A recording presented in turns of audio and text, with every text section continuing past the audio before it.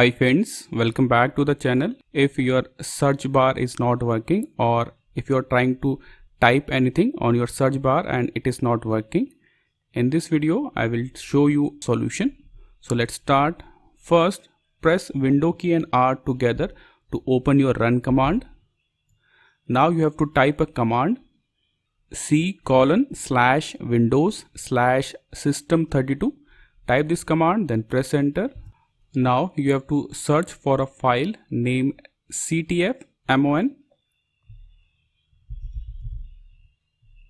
So this is the file ctfmon.exe.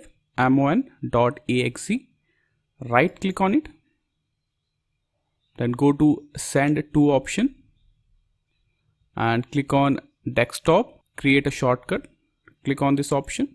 So a shortcut has been created on your desktop. So this is the shortcut. Now again open your run command, press Window key and R together to open your run command. Now you have to type a command here. So the command is shell:common space startup. Type this command, then press enter. Now you have to copy this shortcut file. Right click on it, copy this file and paste it here. Click on continue.